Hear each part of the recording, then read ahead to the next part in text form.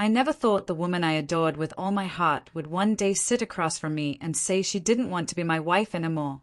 We had built a life together, 10 years of shared laughter, late-night talks, quiet mornings, and dreams of one day having a child. But none of it mattered when she looked me in the eye and said the words that broke me. She said, "I don't want to be a wife right now. I need to find myself." At first, I thought she was joking, but there was no humor in her eyes, just cold certainty. She wasn't unsure. She wasn't lost. She had made her choice. I sat in silence, staring at the woman I thought I knew better than anyone. But I didn't know this version of her. Over the past few months, I'd noticed the shift. She was always somewhere else, in her head, on her phone, out late, constantly making plans that didn't include me. I didn't want to believe she was unfaithful. I wanted to trust her, but in that moment, everything aligned. The emotional distance, the sudden coldness, the restless energy. I didn't confront her. I didn't shout. I just said, "Then I will." She looked puzzled. "You will what?" I didn't answer. I stood, walked into our room, grabbed a small bag, and quietly left.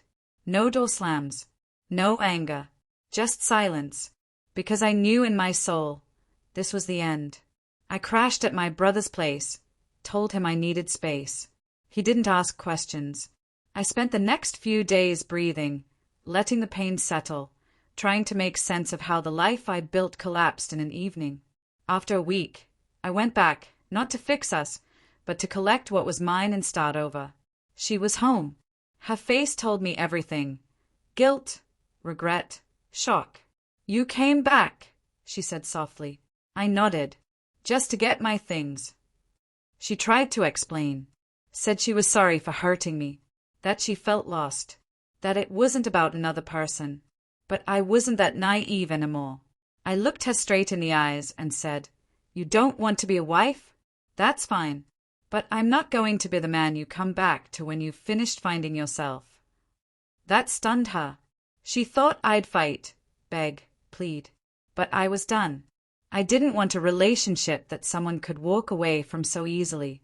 As I packed, she kept talking. Said she loved me, said she was confused. I asked her just one question. "Are you seeing someone else?" She went quiet.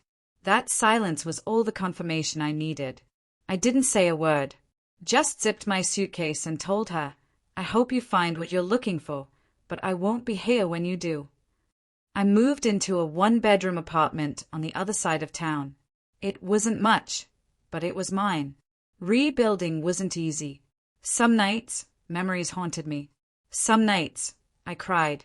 But over time, I found strength. I reconnected with people, focused on work, picked up my old guitar again. Slowly, I felt human.